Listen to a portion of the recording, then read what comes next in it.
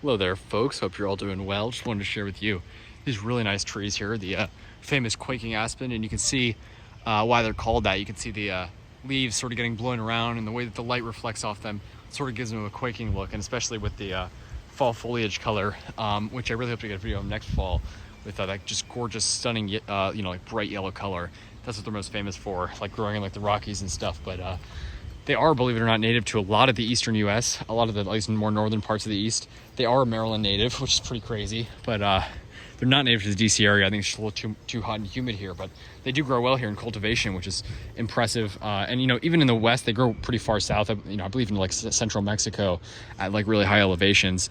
And it can get hot in a lot of their native range, like the Southwest and the Rockies and stuff in summer. So they can take some heat, they can take some humidity, but, they sort of start to become common in nature, right where palms start to become uncommon, like basically zone 6 and colder.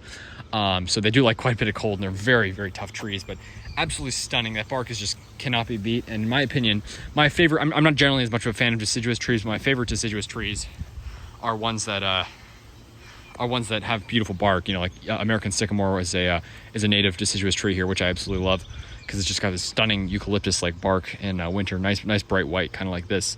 And these are just like, it looks like they're painted almost, just such beautiful foliage. You can see another Rocky Mountain native here, which is a lot more common here. This is like the only quaking aspen I've seen here. These are much more common. These are the blue spruce, Picea glauca, I believe it's called. And those are native to the Rockies, the state tree of Colorado, I believe, Colorado or Utah. And very common here, which is awesome. There's some sort of blight, unfortunately, some fungus or something that attacks them, but generally speaking, they do well here. Don't mind much of the humidity, which is pretty impressive. And just generally very tough trees, but you can see them quaking, that classic look. Just such beautiful trees. They got these really cool kind of eucalyptus-like leaves, and it looks like a eucalyptus cinerea a little bit. Very, very cool trees. And then we've got we do have a native aspen as well, which is I think it's called the big tooth aspen.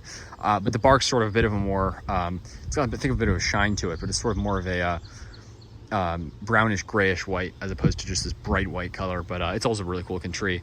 But this is just one of my favorites that you'll see up in like the Rockies and stuff. Just very iconic, and it looks so beautiful with the fall foliage and stuff, and white bark standing out against the dark conifers like ponderosa pine, spruce, Douglas fir, stuff like that. So just an absolutely beautiful tree, and really, really impressive. I mean, it's awesome to see it growing here.